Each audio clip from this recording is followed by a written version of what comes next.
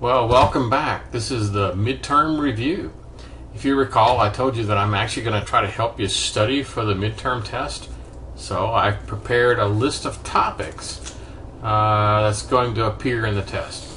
So download this list and kind of follow along with me, and everything will make a little bit of sense.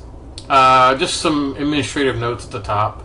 You know, the first 6 chapters in the book. There's 50 questions that we're going to go through, but there's only going to be 40 on the test. So which 40 out of the 50 you're going to get, don't know. It's all random.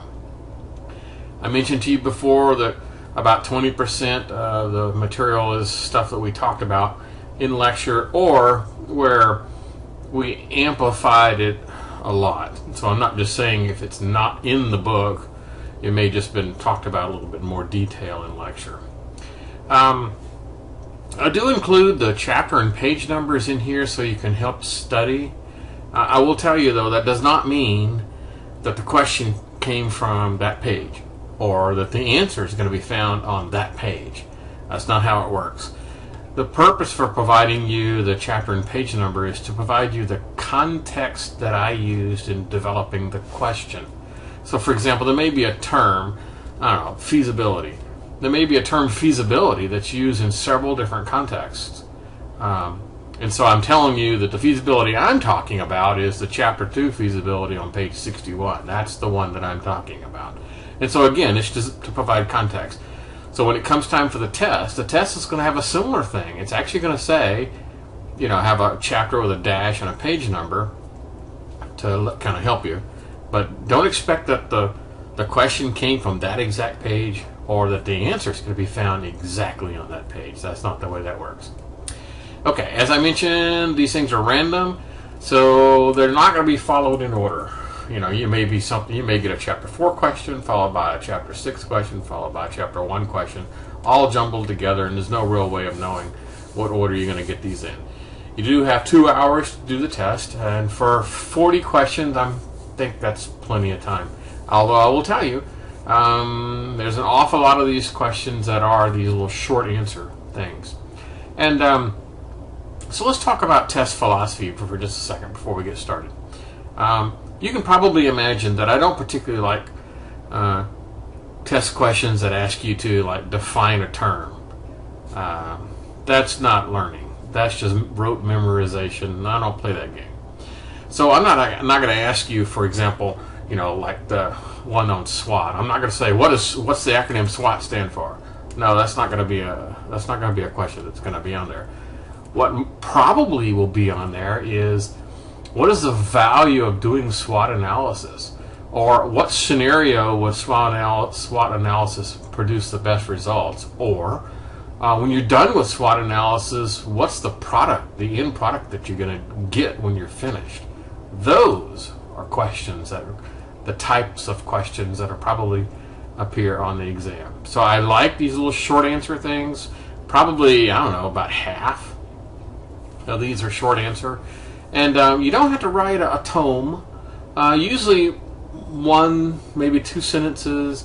You know, as long as I can figure out that you know what you're talking about, I'm just going to stop reading right then and there, just go on to the next question when I'm grading these things. So you don't need to write me a paragraph.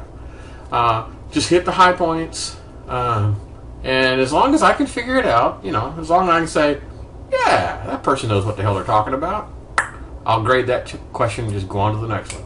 So don't feel compelled to, you know, overwhelm me with tons and tons and tons of words. I'm not after words, I'm after ideas. So if you, okay. So that's basically the philosophy. And I will tell you that, yeah, people tend to think my tests are hard. Okay, I'll admit that. And it's because, precisely what I just told you, because I'm not asking you simple questions. I'm not asking you, you know, what's the definition of this term? I want you to know what's going on with a particular term, SWOT analysis, for example. I want you to know why you ever even want to use SWOT analysis. Not, what the hell does the letters stand for? That's ridiculous. You can Google that in 15 seconds. That's not what I'm after. Okay, enough preaching, and let's go through the list.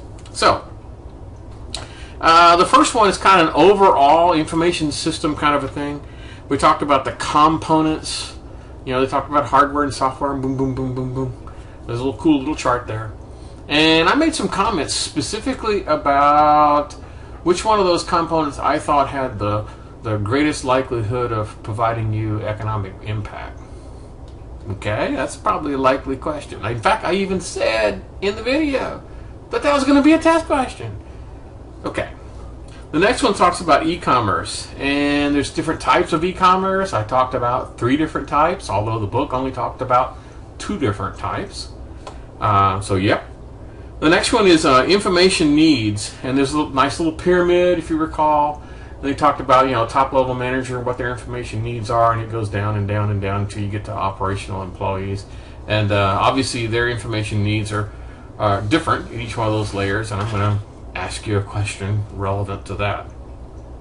Next one talks about prototyping, and again, the prototyping in chapter 1 is not quite the same as the prototyping when we get in there with like chapter 6 or so. So once again, I'm giving you context of what we're talking about. And so I'm going to ask you a general question about prototyping, not something specific that requires knowledge in some other chapter. Okay.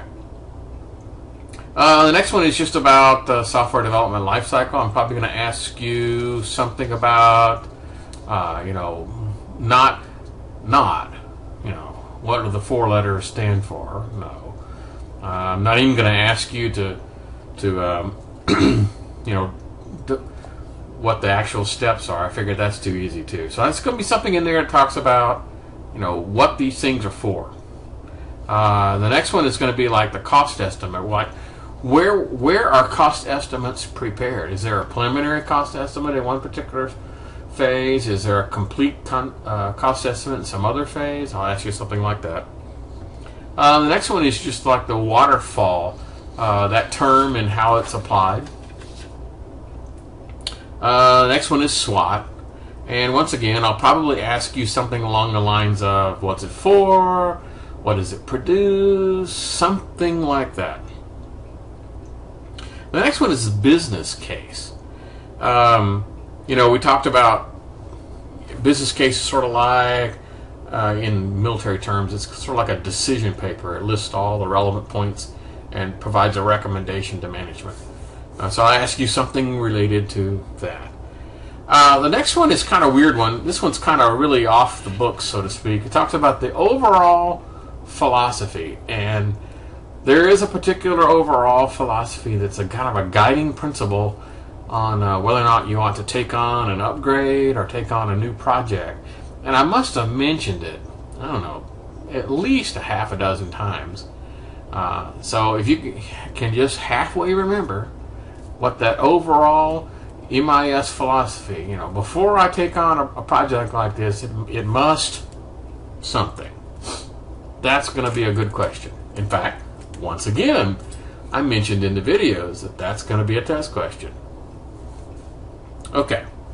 The next one's about feasibility. Again, I'm not going to ask you like to memorize those steps and what order or what all the. There's 4 different kinds of feasibilities.